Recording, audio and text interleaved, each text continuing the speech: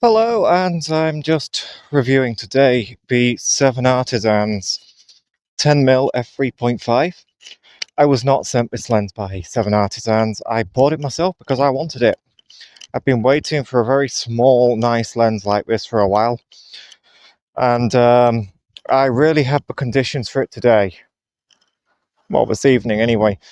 I previously said on the channel I was reviewing the smallest and cheapest lens, a 8mm SLR Magic. It didn't get the highest results. It wasn't terrible. It probably should have been, because it actually started to fall apart after a while. But that's not what we're here about today. We're here about the 7artisans. And I found it actually pairing very nicely with an old GX1, which I bought also very recently. It does perform perfectly well on the GH3, which is my usual carry. But there's just something about it on here. It's so tiny, and it just works very well. So I'll try and keep it quite short and sweet. It goes from f3.5 all the way through to 22. It's a stopped lens, which means it might not be as good for video, but very good for photographers. And I find it performs best on micro four thirds, which is what I'm reviewing it on, at f5.6 and f8. F3.5 is just not really sharp enough. It might be for some uses. I think it could be quite good for more close-up, wide-angle shots at f3.5, but for the sort of things I'm doing, landscape, architecture, that kind of thing, it just, you need the sharpness at f5.6 or 8. Now, I do find that annoying because there's no mid-stops. You don't get 7.1, you don't get 6.3, you get 3.5, 5.6, and 8, and zones of diffraction. Not somewhere you want to be.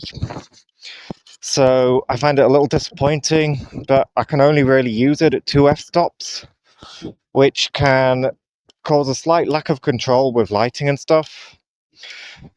But at the end of the day, it is a tiny lens. It's called itself a cookie lens.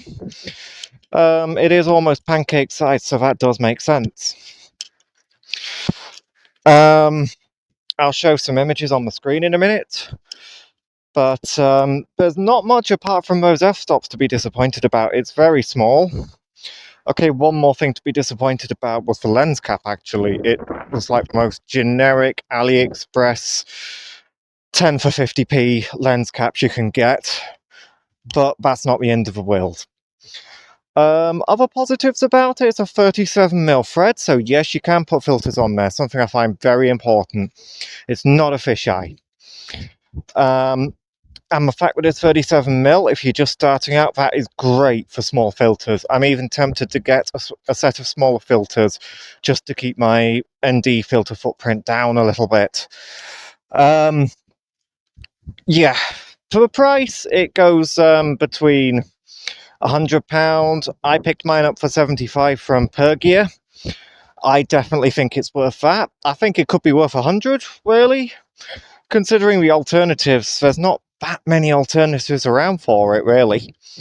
You get a 20mm field of view on micro four thirds. If you get an APS-C Sony or whichever other mount, I think they do Z mount, I think they do Canon mount. They do Fuji mount. I think you're getting 15mm then, which is very wide. So 20mm, it's close-ish to 24. It's not exactly there. It's a little bit wider.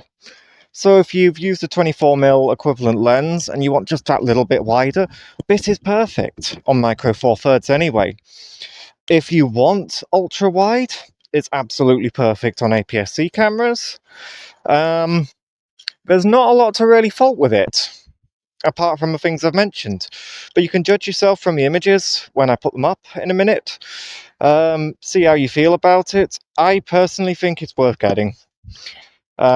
Mostly because of the size, the compactness, and you do have the ability to use that f3.5, which is fairly wide.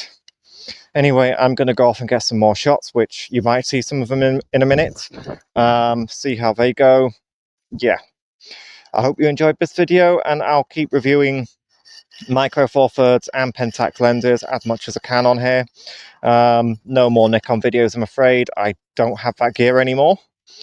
So enjoy, like and subscribe if you want to. If you don't, I'm not getting paid anyway, I don't really care.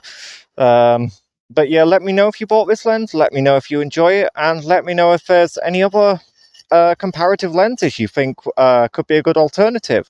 Because I think this is very good if you want a small, light, wide-angle carry. Thank you for watching.